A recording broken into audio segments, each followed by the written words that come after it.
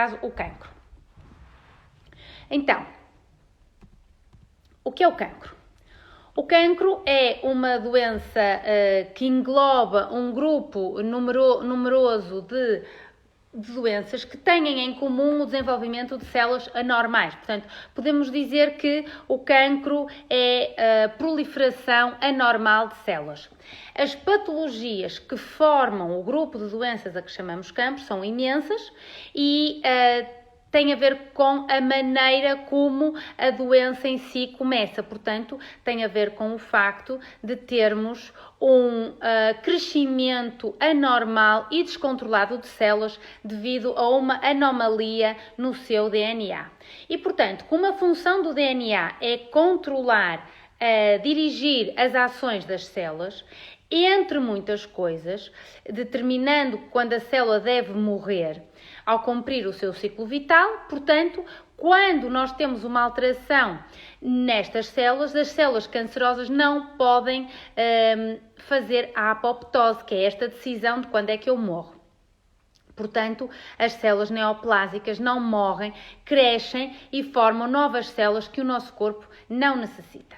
Portanto, hoje iremos falar de já quando eu tenho um cancro, o que é que eu posso fazer exatamente para melhorar o meu sistema imunitário.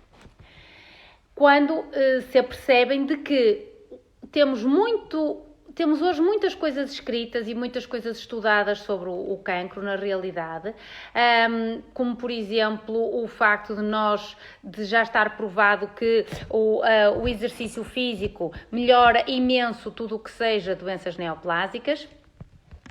E a dieta, os pesticidas, os metais pesados, as radiações, o que é que eu posso evitar então quando tenho um cancro ou como é que eu posso fazer para evitar ter um cancro?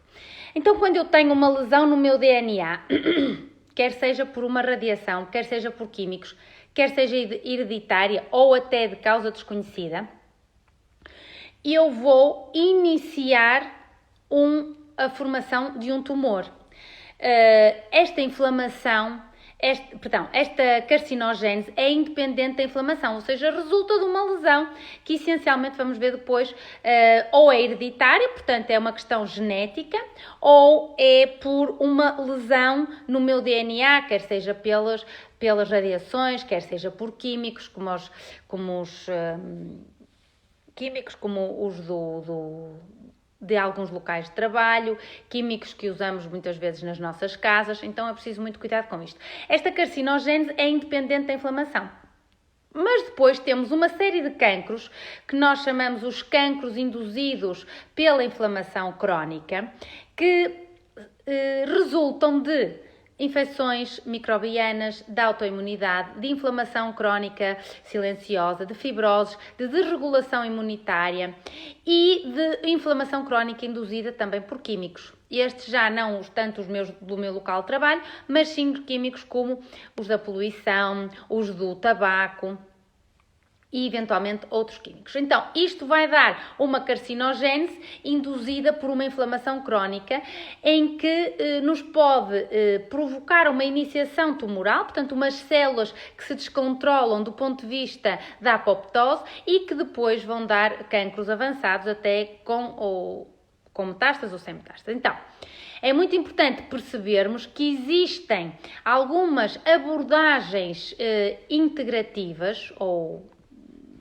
digamos, complementares, como por exemplo a restrição calórica, como por exemplo o exercício físico, como por exemplo a dieta saudável, que juntamente com os tratamentos médicos convencionais podem ajudar os pacientes a restabelecer e manter o seu estado fisiológico saudável.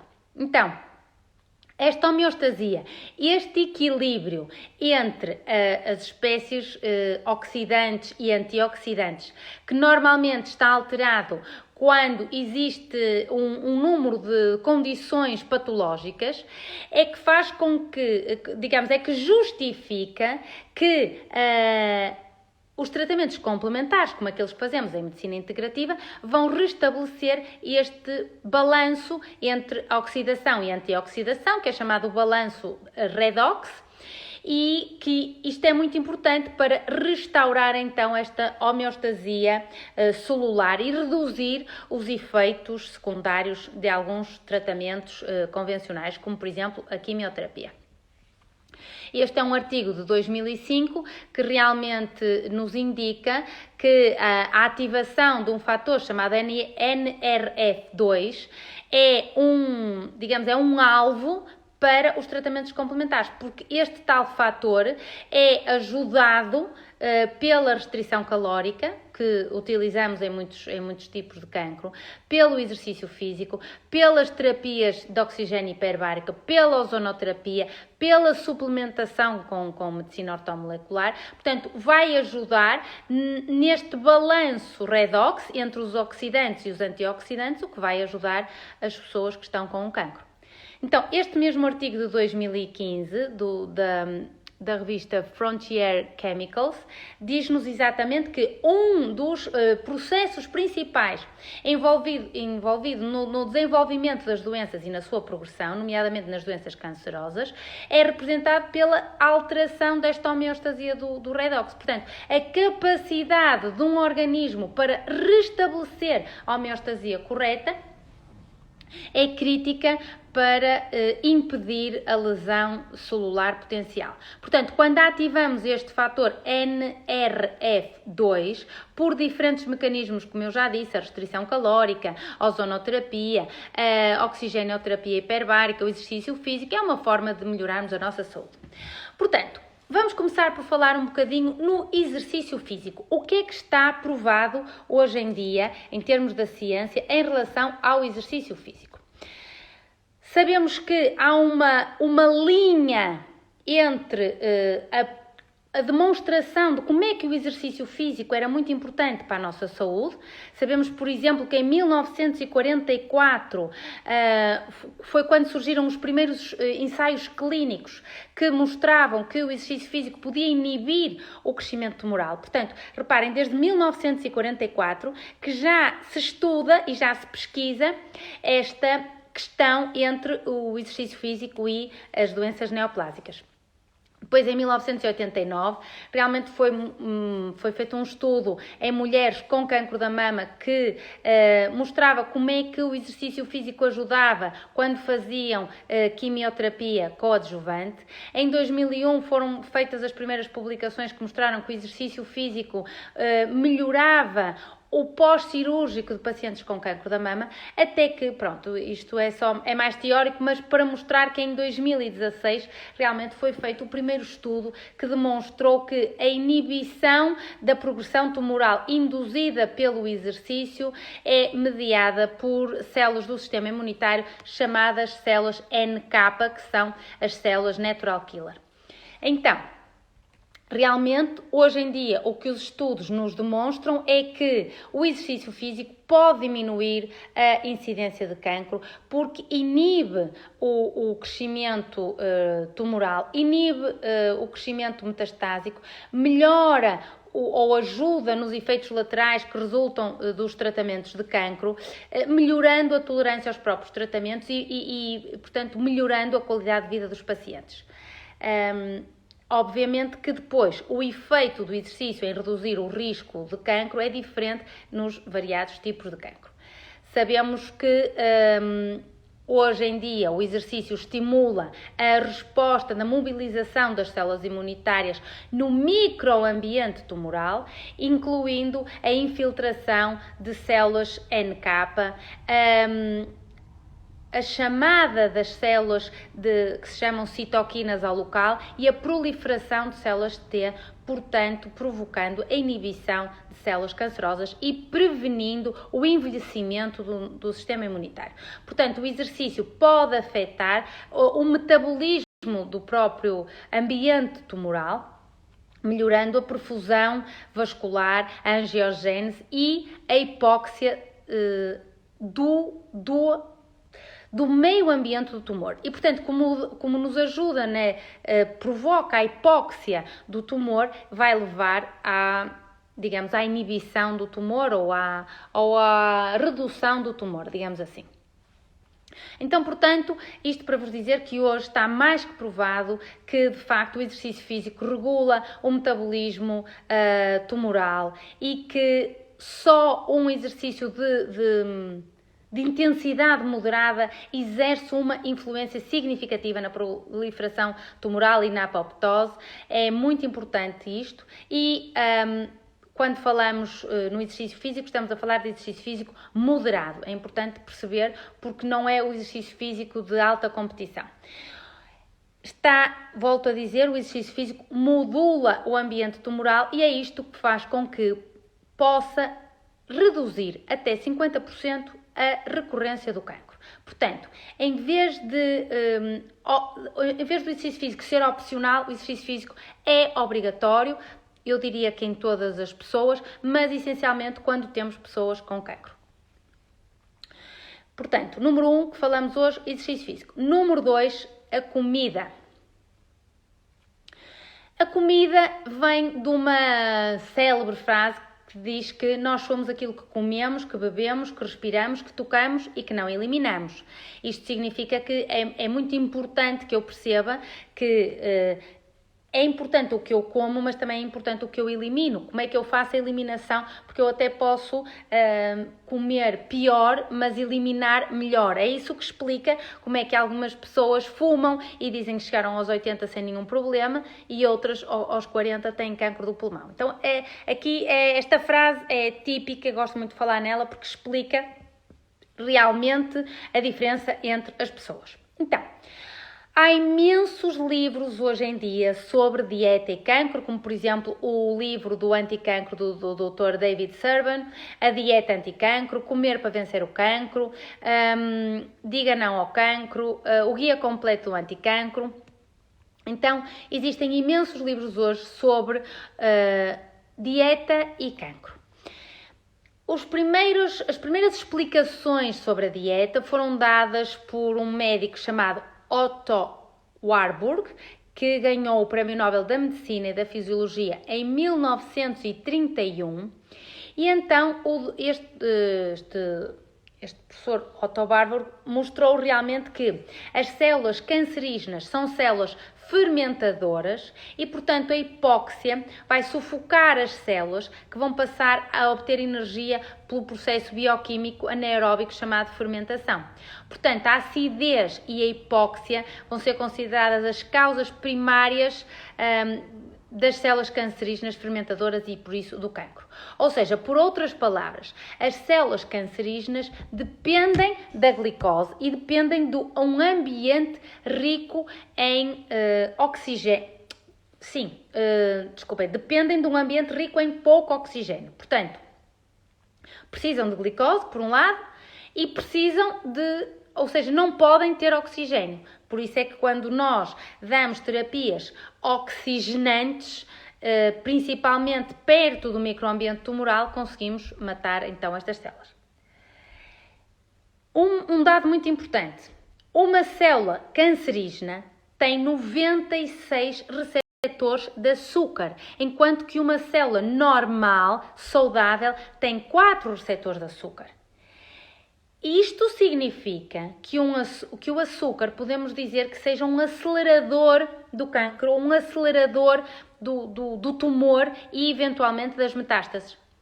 Mas também temos que dizer que raramente é dito aos nossos pacientes para abdicarem dos seus alimentos preferidos quando têm açúcar. Portanto, vou repetir.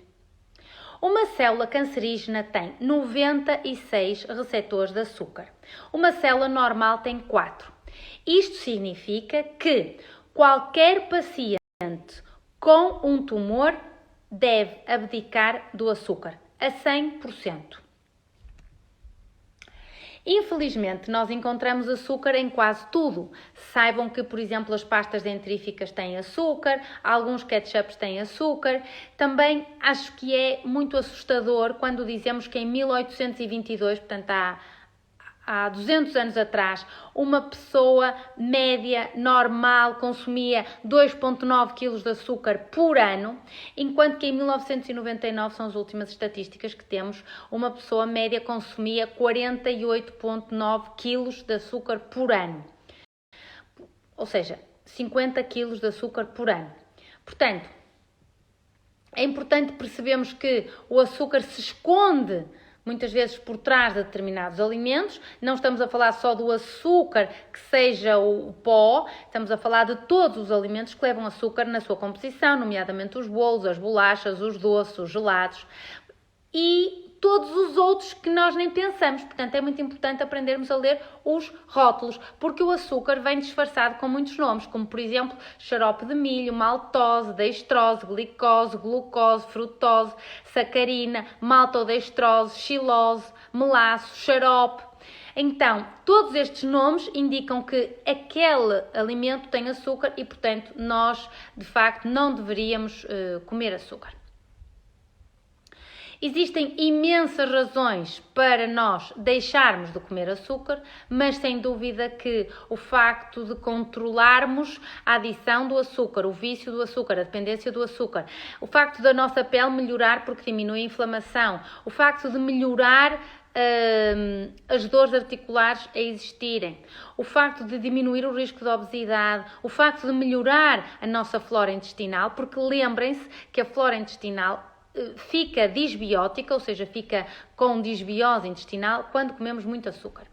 E nós em Portugal temos um panorama um bocadinho assustador, porque a média nacional de excesso de peso é de 57%, ou seja, 60% dos adultos masculinos têm excesso de peso, 55% dos adultos femininos têm excesso de peso, 25% das crianças portuguesas têm excesso de peso e 81% dos idosos têm excesso de peso. E muitas vezes isto tem a ver com aquilo que comemos.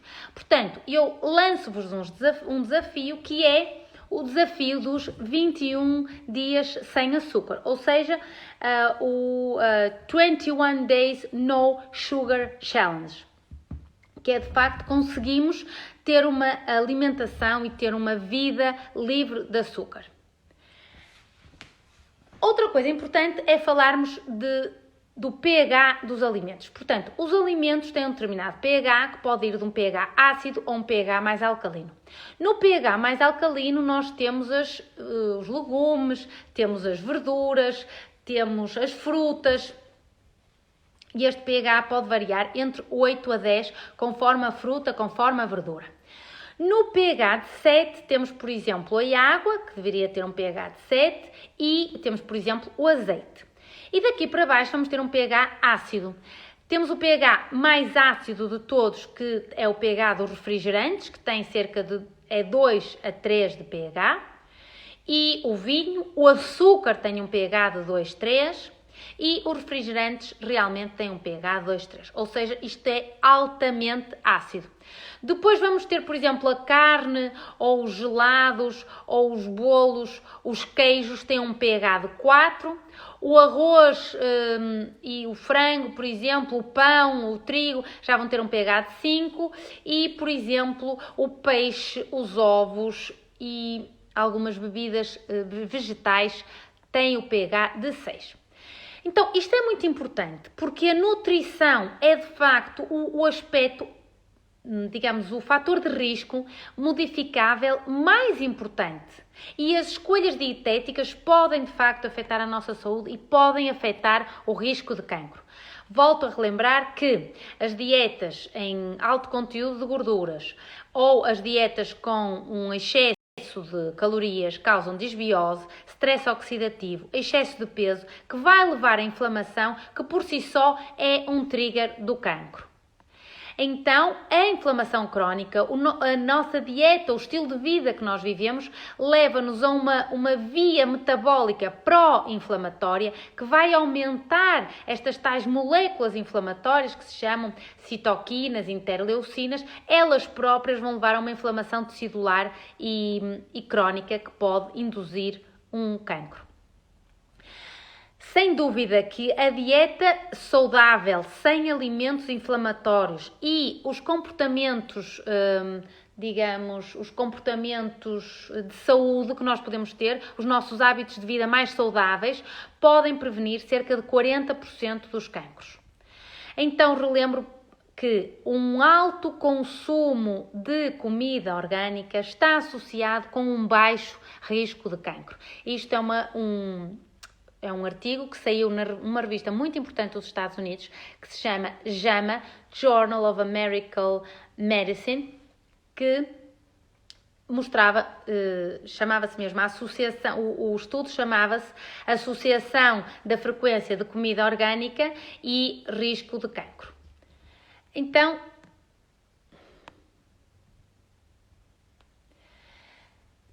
significa que determinados tipos de comida vão ter um efeito protetor. Temos, por exemplo, sem dúvida que algumas dietas vegetarianas podem ter um risco de incidência no global de cancro até menos 8%. Então, digamos que as comidas com mais vegetais, exatamente porque são uma fonte de substâncias chamadas fitoquímicos, podem nos ajudar a proteger as células do corpo de lesões que podem levar ao cancro. Portanto, quando nós baseamos a nossa dieta básica à volta de vegetais, de frutas, de cereais integrais e de leguminosas que contêm fibras e outros fitoquímicos, realmente podemos reduzir o nosso risco de cancro até cerca de 40%.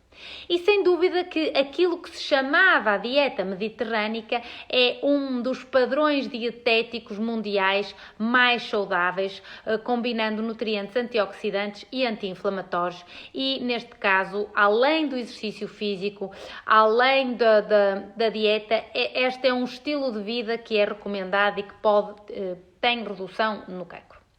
Agora vamos falar sobre o leite, os produtos lácteos. E, portanto, existem inúmeras razões para retirarmos os produtos lácteos da nossa alimentação. Como, por exemplo, a caseína no leite de vaca é o promotor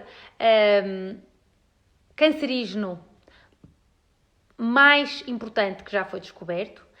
As hormonas de crescimento que vêm no leite de vaca ou que estão nos lácteos, podem promover acne, eczema e psoríase. Os lácteos estão relacionados com algumas doenças crónicas, nomeadamente a osteoporose, a doença cardiovascular, a diabetes. O cálcio do leite é muito pouco absorvido em relação com o cálcio de origem vegetal. A lactose não é digerida apropriadamente, deixando as pessoas com fermentação intestinal, com gases, com inchaço e infartamento. Relembramos que, é sempre uma frase que eu gosto muito de dizer, não somos filhos da vaca, ainda que possamos achar que as nossas mães eram vacas, mas na realidade nós não devemos beber beber o leite de uma espécie que não é a nossa. O leite, os lácteos de uma forma geral, fazem com que a perda de peso seja mais difícil, exatamente por o alto conteúdo em gordura e pela inflamação crónica que promovem. E existem outras alternativas vegetais muito mais interessantes. Também relembrar que o queijo tem um certo efeito opioide e por isso é que é altamente aditivo. Bom, mas a pergunta é, existe alguma ligação entre laticínios e cancro? Podemos falar disto assim tão pormenorizadamente?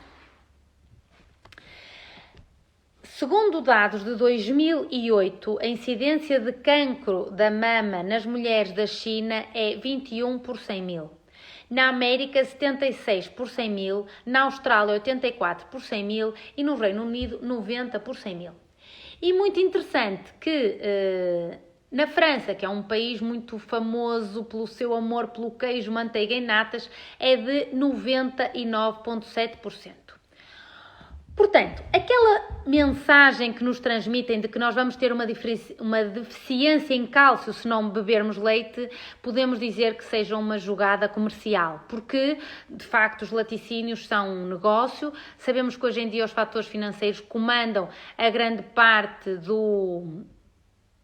tudo o que é recomendado e, portanto, nós sabemos que se comermos feijões, se comermos frutos secos, sementes, verduras, temos o equilíbrio certo entre cálcio e magnésio e, portanto, não precisamos de laticínio na nossa alimentação. E em relação à carne e o cancro, quão forte hoje é a evidência de consumo de carne e risco de doenças como o cancro, doenças neoplásicas? Sabemos que as carnes processadas foram classificadas como carcinogénios do grupo 1, ou seja, o salame, as salsichas, o bacon são considerados pelo Instituto Cancer Research nos UK, portanto no Reino Unido, como carcinogénios do grupo 1. Significa que causa cancro. Existe uma evidência científica de que o bacon, a salsicha, os hot dogs, o salame, a mortadela, estas carnes processadas causam o cancro. E depois, as carnes vermelhas de bife, de vaca, de porco e de ovelha são consideradas carcinogénios grupo 2, ou seja, provavelmente causam cancro. Então isto é muito importante, porque significa que isto já não é só um conselho esotérico, mas é um conselho vindo de um Instituto Nacional de Investigação em Cancro e que nos diz exatamente que nós não deveríamos comer carne processada, que é o que chamamos de salames e mortadelas e chouriços e bacon e salsichas, e carnes vermelhas de porco e de vaca e de ovelha. Portanto, a evidência científica na carne processada e no cancro está claramente demonstrada e, portanto, os dados demonstram que não existe nenhuma possibilidade de nós ingerirmos este tipo de alimentos sem que tenhamos um risco associado de aumento de incidência do cancro. É muito importante nós percebermos que realmente a carne vermelha provoca uma catálise que vai levar a uma peroxidação lipídica e um aumento nos compostos nitrogenados que vai levar, de facto, a uma lesão no DNA e que pode estar depois envolvida na explicação da progressão tumoral e do início de um tumor. Mas existem, por exemplo, alguns estudos que demonstram, por exemplo, em relação ao consumo de peixe, que o consumo de peixe está inversamente associado com o cancro cólon-retal. Digamos que então o consumo de peixe dá-nos uma certa proteção para o cancro cólon-retal. Também é muito interessante que o café e as bebidas quentes estão no grupo número 3. Quer dizer que existe uma suspeita de que possam causar cancro, exatamente porque as bebidas quentes, mais quentes do que 65 graus, o que é muito quente para nós conseguirmos beber, exatamente por causa da temperatura, está muito relacionado principalmente com cancro no esófago. O álcool, nós somos um país altamente alcoólico. Os portugueses gostam muito dos seus copinhos de vinho e das suas cervejinhas. E tenho-vos a dizer que beber menos álcool podia prevenir 12.800 casos de cancro por ano só no Reino Unido. O álcool, está associado com cancro do intestino, com cancro da mama, com cancro do esófago, com cancro da boca e com cancro do fígado. De facto, a lesão que o álcool provoca é uma lesão celular, aumenta também a lesão com o tabaco, ou seja, fumar e beber álcool é mais grave do que só fumar ou só beber álcool, afeta a parte hormonal ligada ao cancro da mama e o álcool, digamos que se metaboliza em químicos, portanto os metabolitos da própria metabolização alcoólica, da fermentação alcoólica, transforma-se em metabolitos indutores do cancro. E em termos de alimentos que nos podem prevenir, que sejam antioxidantes, temos, por exemplo, as bagas de goji, temos as amoras, temos os orégãos, temos o basílico, temos a cúrcuma, temos os coentros, temos as nozes pecan, temos, por exemplo, o cacau, temos o gengibre, temos os mirtilos, são muito importantes, temos o feijão vermelho, por exemplo, a canela. Pronto, isto são tudo alimentos que nos dão alguma proteção proteção anti-cancro, vamos dizer assim. A romã também é um alimento que nos pode ajudar muito. Então, o que é que nós podemos fazer? Nós podemos substituir os doces por fruta, podemos substituir a manteiga, por exemplo, por abacate, fazer uma pasta de abacate, podemos substituir o sal por ervas aromáticas, podemos substituir o leite animal por leite vegetal, como por exemplo o leite de amêndoa, ou o leite de espelta, ou o leite de coco, podemos substituir os donuts e os bagels, nós não comemos tanto em Portugal, mas pronto, no Reino Unido comem muito pelas bananas. Então, eu já não sei há quanto tempo estou a falar, daqui a um bocado vão-me cortar aqui, mas pronto. Agora, ia-vos falar um bocadinho de jejum intermitente. Estou a falar há 30 minutos. Ia-vos falar um bocadinho de jejum intermitente, portanto, o cancro, restrição calórica e jejum intermitente. Já muitas pessoas perguntaram pelo jejum intermitente. O que é que se pode dizer acerca do jejum intermitente? Um estudo de 2020 realmente demonstra que o jejum intermitente, desde, digamos, desde que se põe o sol, portanto, já o não jantar, por 4 semanas foi provado que está associado com uma proteção anti-cancro. Então é muito interessante que se possa, já sabe que o jejum intermitente até teoricamente deveria ser feito com prescrição médica, portanto eu sou muito a favor do jejum intermitente, aconselho-vos a poderem fazer jejum intermitente. E depois já está provado porque é que o jejum intermitente funciona, ok? Porque diminui algumas moléculas que estão relacionadas com a proliferação tumoral e ajuda muito naquilo que seja a inflamação e na resposta anti-inflamatória e na resposta antioxidante. Então, é muito importante que saibamos que de um estado de saúde para um estado de doença, uma das coisas que ajuda, além sem dúvida, da dieta, que seja anti-inflamatória, do exercício físico, como já falamos, na gestão de stress, que vou falar mais à frente, e nos probióticos, portanto, na saúde intestinal, é muito importante colocarmos aqui o jejum, porque de facto nos consegue ajudar nisto que se chama a inflamação crónica. Então, em que é que nos ajuda o jejum? O jejum deve ser prescrito como uma terapia anticancro, porque está provada a sua eficácia e a sua segurança. Portanto, vai diminuir as lesões do DNA, vai nos ajudar naquilo que seja o controle metastático,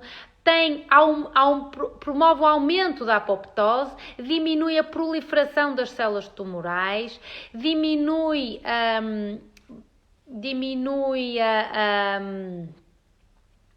a probabilidade das metástases e aumenta a capacidade de vigilância imunitária em relação às células tumorais. Outra coisa que vos queria falar hoje em relação à melhoria do nosso sistema imunitário nas doenças neoplásicas tem a ver com o microbioma. O nosso microbioma. Nós temos cerca de 100 trilhões, de 10 a 100 trilhões de bactérias desde a boquinha até ao rabinho e, portanto, temos bactérias no estômago, temos bactérias no duodeno, temos bactérias no intestino. Então, o microbioma varia conforme o sítio onde eu vivo, conforme se eu faço exercício físico ou não, se estou mais estressada ou não, se tomo antibióticos ou não, conforme a minha idade. O microbioma de um bebê não é o mesmo que o microbioma de um adulto ou de um velhote, varia conforme a motilidade do meu estômago, ou seja, conforme o tempo de esvaziamento gástrico, conforme a secreção do meu estômago, conforme a minha dieta e conforme a forma como eu fui trazido a este mundo, se foi uma cesariana, se foi um parto normal. Então, por exemplo, o microbioma do meu estômago, que tem um pH entre 1 e 3 e que pode ser de 10 a 10 mil colónias formadoras, células formadoras de colónias, portanto, de bactérias que existam ali no meu estômago, entre, por exemplo, os lactobacilos, os streptococcus, os estafilococos. Estas são as bactérias do meu estômago. Quando passamos para o intestino delgado, que já vai ter um pH entre 6 e 7, em que eu vou ter na mesma lactobacilos, streptococcus, stafilococos, mas já vou ter um pouquinho mais de bactérias, e quando eu chego ao meu intestino grosso, que é a porção do intestino já depois da saída para o exterior, eu vou ter 10 levantado a 11 milhões de bactérias, e podem ser os bacteroides, podem ser os clostrídiums, podem ser os streptococcus, podem ser bifidobactérias. Então vai ser muito importante eu perceber como é que está o microbioma dos nossos pacientes para podermos ajudar nesta repovoação da flora intestinal. E com isto, nós temos que saber que a nossa saúde intestinal é muito influenciada pela nossa dieta, pelo stress, pela toma de antibióticos, pela toma da pílula, por exemplo, e se eu tenho uma dieta muito pró-inflamatória, é óbvio que eu vou ter uma desbiose intestinal muito grande. E depois é importante que saibam que existe um eixo entre o meu intestino e o meu cérebro. É chamado o eixo intestino-cérebro, como o próprio nome indica, intestino-cérebro, e que tem, portanto, o meu intestino influencia o meu cérebro do ponto de vista do meu humor, do meu comportamento, da minha ansiedade ou o meu stress, que tipo de neurotransmissores é que eu vou ter, mas o meu cérebro influencia o meu intestino do ponto de vista da minha motilidade intestinal, da secreção do tubo gastrointestinal e da quantidade e do balanço do meu microbioma. Então, reparem, eu posso ter uma obstipação porque eu estou em stress, o comando vem daqui. Assim como eu posso ter stress por causa do meu intestino e porque eu estou inflamada porque como muito mal. Então é muito importante termos isto em conta. Mas, muito, muito importante, é percebermos que a microbiota, ou seja, a quantidade e a qualidade das bactérias que eu tenho no meu trato gastrointestinal podem ter um risco de cancro. Então, consoante, por exemplo, eu tenho uma alteração da microbiota da minha boca, eu posso ter um cancro da cavidade oral, ou posso ter um cancro do esófago, ou posso ter um cancro do meu estômago, ou posso ter um cancro do meu intestino, consoante a minha microbiota. Porque, de facto, há um mecanismo de carcinogênese associado à flora intestinal. É importante que saibamos isto, porque vamos começar a dar importância à nossa dieta, vamos começar a dar importância à nossa flora intestinal. E isto muita importância tem quando estamos a falar de crianças. Portanto, não vou falar mais hoje, porque ainda me faltavam um pai 100 slides. Agora íamos falar na parte emocional, na parte do meu stress, na parte também daquilo que me rodeia, portanto, da radiação eletromagnética, da água que existe, da qualidade da água. Hoje em dia temos, de facto, uma qualidade da água muito fraca e isso também nos está a pôr doentes. A água está muito poluída, existe poluição ambiental, existem os pesticidas existem até nas comidas para bebés. Portugal é o país europeu que mais usa pesticida que pode provocar o cancro. Há pesticidas proibidos nas águas subterrâneas em Portugal e, portanto, faz sentido que nós comecemos a falar disto e que comecemos a alterar um bocadinho a forma como queremos viver. Também vamos falar dos disruptores endócrinos, e os disruptores endócrinos são muito importantes porque já está aprovado também a sua relação com o cancro. E também vamos falar nos metais pesados, que são um veneno silencioso para o nosso corpo.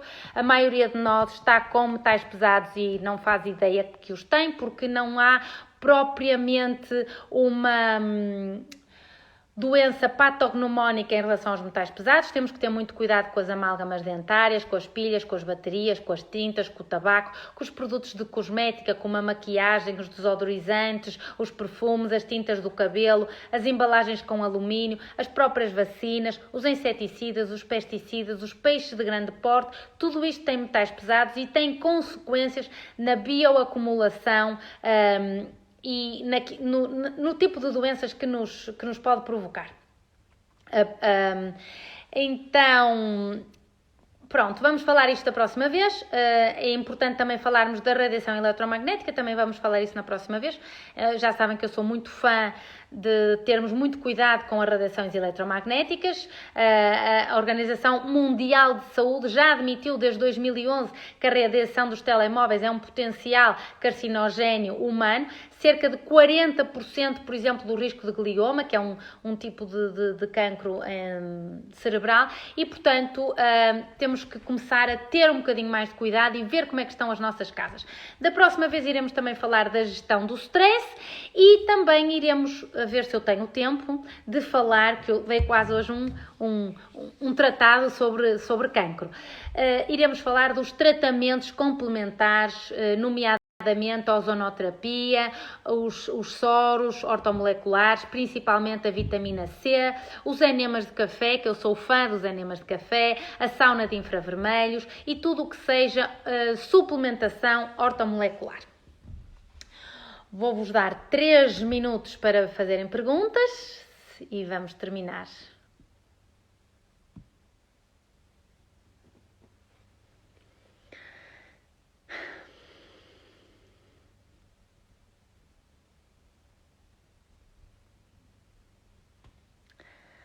Bom, então, como não há perguntas, significa que eu fui muito claríssima, como sempre. Lamento muito a minha ter sido muito chata hoje, dei-vos hoje muita seca com coisas muito científicas. As horas de jejum intermitente, ora, eu sou fã das 16 horas, 16 horas é um bom número. Mas 12 horas será o mínimo, nem é bem considerado um jejum intermitente. E dependendo dos casos, por exemplo, se for um cancro já muito complicado, podemos praticamente reduzir para uma refeição por dia. Uma refeição por dia, ou seja, fazer um jejum de 20 horas e no outro dia outras 20 horas, 20 horas, 20 horas, 20 horas. Fazer uma refeição por dia juntamente com os enemas de café. E digamos que um cancro muito complicado, com metástases, por exemplo, um tumor grau 4, pode fazer, por exemplo, 3 enemas de café por dia, por exemplo. Vamos tentar fazer a próxima live na próxima semana ou no fim de semana. Vamos ver como é que me corre esta vida, porque, como sabem, isto dá muito trabalhinho. Por isso, peço-vos o favor, se gostaram, partilhem, ponham um gosto, ou lá como é que se chama, e sigam-nos nas redes sociais para que seja mais fácil estarmos em contacto. Até à próxima e um bom fim de semana.